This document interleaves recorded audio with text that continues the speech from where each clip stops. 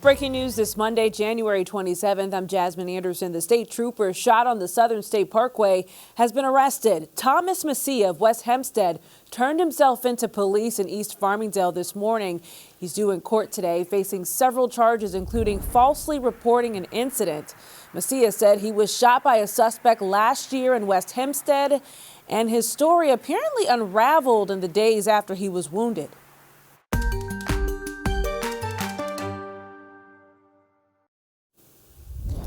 Only in Newsday, safety concerns about bridges across Long Island. Sherry Einhorn has a story.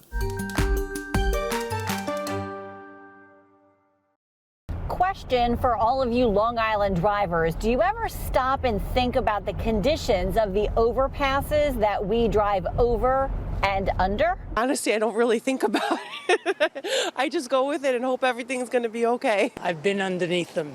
I've seen the condition of some of the bridges on the island. 10 bridges across Long Island carrying about 200,000 vehicles daily are in poor condition, according to the most recent data from the State Department of Transportation. Those 10 represent about 1.4% of the bridges on Long Island. This is one of them. It's on the Northern State Parkway in North Hempstead. Stats from the DOT show it's the busiest poor-rated bridge. Now, the rating doesn't mean the bridge is unsafe, but that it needs repairs. This is the Webster Avenue Bridge in Plandome Heights. It's now shut down for several months, undergoing renovations. The bridge here on Cranberry Hole Road in East Hampton is also closed because the deterioration became dangerous. Professor Rigoberto Burgueño is the chairman of the Civil Engineering Department at Stony Brook University. Bridges are supposed to be evaluated every 2 years. Maintenance engineers know how long it takes for certain types of degradation to progress. They do this by using mathematical models with the data that they have. They use statistics, they use probability to try to predict how much more time do I have before I absolutely have to do it. This is part of a statement from a DOT spokesman to Newsday. New York has one of the most aggressive road and bridge renewal programs in the United States and is investing more in the modernization of its transportation infrastructure than at any other point in the state's history. I do trust in our local municipalities to address the issues and to take care of what's necessary. I'm Sherry Einhorn for Newsday TV. Sherry, thank you. Read more about bridge ratings on the island on Newsday.com. Click Get More below the Newsday TV video box. A Suffolk police officer critically injured during a car chase is expected to be released from the hospital today. Officer Brendan Gallagher has been hospitalized since January 5th. Gallagher was hurt while trying to pull over the driver of a speeding car on the LIE, who police say was under the influence of drugs. Police say that driver, Cody Fisher of Brentwood, lost control and sideswiped Gallagher's police vehicle, which left the road and overturned.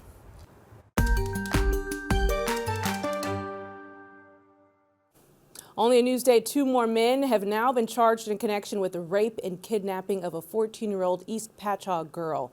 Court documents say 63-year-old Daniel Burke and 61-year-old Robert Eccleston were taken into custody Friday. Investigators say Burke held and raped the girl here at his home in Bohemia. They say Eccleston held and raped her in this garage behind his Islip home. The teen was found on this boat in Islip on January 3rd, 25 days after she disappeared. A total of 5 men are now charged in the case.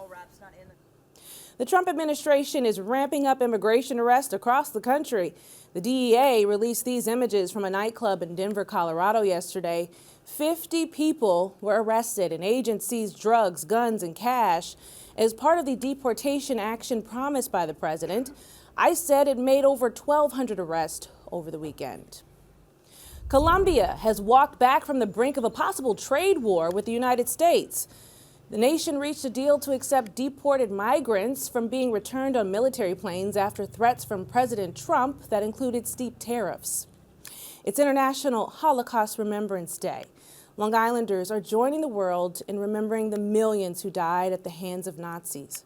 Nearly 100 people gathered yesterday here in Glen Cove for a ceremony at the Holocaust Memorial and Tolerance Center. The gathering came as the Jewish community faces a surge of anti-Semitism across the area and beyond.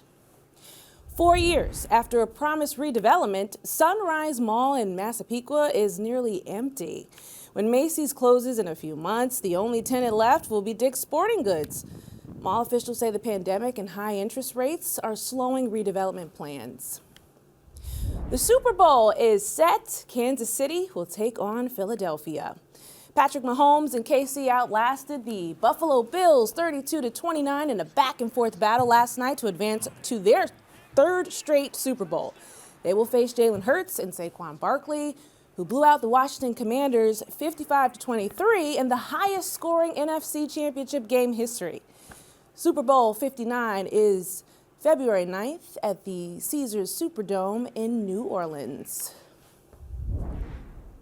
A big day for the Jets. We'll be in Florham Park, New Jersey today as the team introduces new head coach Aaron Glenn and new general manager Darren Moogie. That's happening today. One of their first orders of business, whether Aaron Rodgers will be back at quarterback for Gang Green. We'll keep you updated. Newsday Sports is brought to you by King O'Rourke Automotive Group. A set of twins are powering Great Neck South's undefeated basketball team. Krista Kelman has a story. We have a little bit of an edge on the court that other people do. Twins Jesse and John Rogendorf are leading the way for the undefeated Great Neck South basketball team. It's great to have that type of chemistry. I don't even have to really think too hard about where he is. I just pass him the ball. Jesse, a 6'1" guard with an explosive style, and John, a towering 6'5" forward, use their size difference to their advantage. Him being so much bigger than me just helps me evolve my game, take it to the next level. Same thing, him being smaller than me, quicker than me, helps me work on my speed and agility. I feel like I'm very athletic. I like playing above the rim, like dunking, just playing fast in transition. The family bond runs deep for the Rogendorfs. The twins' parents and grandparents also played sports at Great Neck South. Their whole family's very supportive. They're always here. They go to our fall league games. They don't miss a game. I know your family comes to a lot of your games. Just how much of the bench do they take up? My grandpa gets his own chair right about here in between the two bleachers. And my whole family's just all the way at the top. My dad is up there, my aunts and uncles are here. And my mom's usually in the front row recording, trying to get away from all the noise because they're always so loud. It's she doesn't want that in the video. Can you recognize them immediately? Does everybody know that they're in this section? That's their section every home game. Two brothers, different styles, same goal. And for Jesse and John, that goal is a championship, the program's first since 1967. We just want to finish strong. We don't take any team lightly, even if we beat them before. Every game's a new game. Carissa Kelman, Newsday TV. What a bond on the court. Read more about this story on Newsday.com. Click Get More below the Newsday TV video box. The Mets might be moving ahead without the polar bear. Laura Albanese has a story you'll see only in Newsday. All right, Mets fans. There were over 10,000 people here at Amazing Day, which is the Mets annual fan fest, and that included 50 players, alumni, and executives. Let's go, Mets! But what everyone was wondering about was the player that wasn't here, which is Pete Alonso. And if owner Steve Cohen is to be trusted, and he definitely is, it looks like negotiations have really stalled and that the polar bear might be leaving City for good. He said, quote, "I don't like the negotiations with agent Scott Boras because he did not like the structure of the deal. If things change," he said, "maybe Pete Alonso comes back.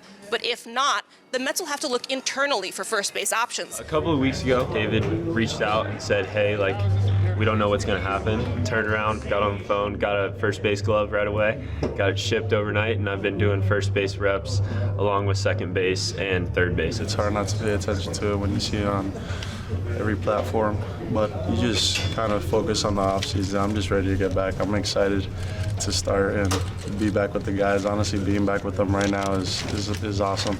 I would love to see Pete back with us, but I also understand that I don't make those decisions. I'm still hopeful that we'll sign him, but even if so, we're really happy about what we've done this offseason. Well, I can't be surprised with somebody's decision, it's his decision, so Pete should maximize. He should make the best decision for him and his family. We got options there as we sit here right now, 2 weeks from reporting the camp, and guys are going to get the opportunity. We'll see what happens. All of which means the fan favorite might really be gone for good. This has been Laura Albanese reporting for Newsday TV. Well, let's see what happens, Laura. Thank you. Read more about the Mets on Newsday.com. Click Get More below the Newsday TV video box.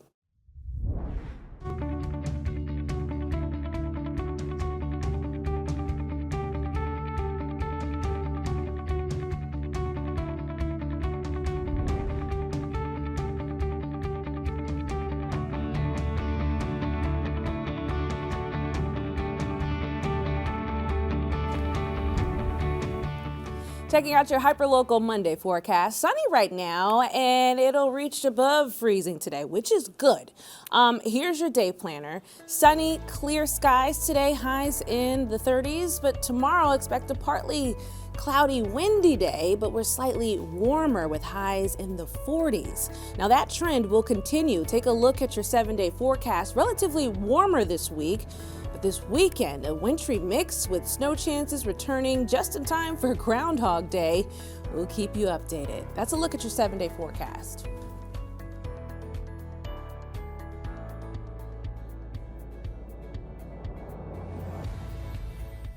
Long Island weather is brought to you by PTRC.